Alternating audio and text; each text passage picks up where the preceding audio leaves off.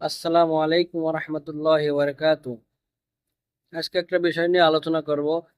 আলোচ্য বিষয় হলো সঠিক মানুষ এবং ভালো মানুষ চেনার উপায় কি। আমরা কোন মানুষের কাছ থেকে দোয়া নেব এবং কোন মানুষের কাছে আমরা দোয়া চাবো।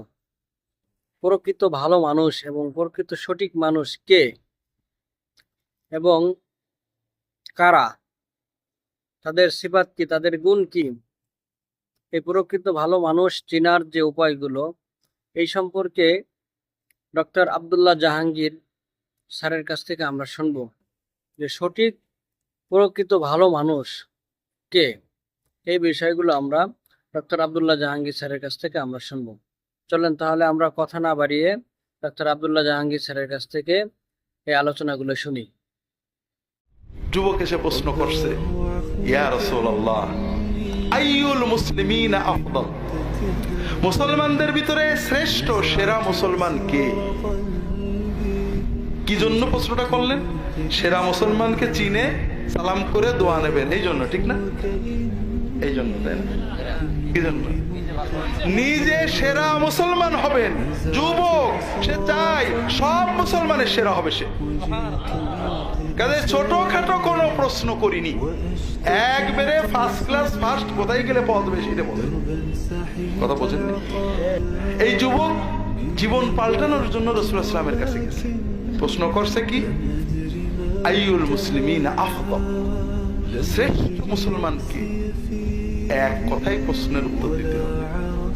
যেমন প্রশ্নকারী রাসূলুল্লাহ সাল্লাল্লাহু আলাইহি ওয়াসাল্লাম সেই রকমই উত্তর দিচ্ছেন সুন্দর করে, এক কথায়।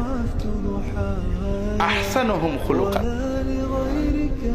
মুসলমানদের ভিতরে সেই বেস্ট মুসলমান যে বেশি তাহাজ্জুদ পড়ে, যে বেশি জিকির করে, যার জুব্বাটা বেশি বড়, যার পাগড়ি বেশি সুন্দর, যে বেশি দান খয়রাত করে, যে বেশি বার হজ করেছে, যে বেশি নফল নামাজ পড়ে। কিচ্ছু বলেন, সব ভালো, সব ইমানের কর্ম সব ঠিক আছে, কিন্তু শ্রেষ্ঠ মুমিন মুসলমান হওয়ার জন্য রাসূলুল্লাহ সাল্লাল্লাহু আলাইহি ওয়াসাল্লাম এদিকে গেলেনই না। মুসলমানদের ভিতরে সেই শ্রেষ্ঠ যার আচরণ সবচেয়ে সুন্দর। আল্লাহু আকবার। ডক্টর আব্দুল্লাহ জাহাঙ্গীর স্যারের থেকে যে আলোচনাটা আমরা শুনলাম, এই আলোচনা শুনে আমরা আমল করার চেষ্টা করব, তাহলে আমরা উপকৃত হব। আশা করি আপনারা সকলে বুঝতে পেরেছেন এবং সকলে এই আলোচনার বিষয়টা সকলের কাছে ছড়িয়ে দেবেন, যাতে সকলেই উপকৃত হতে পারে।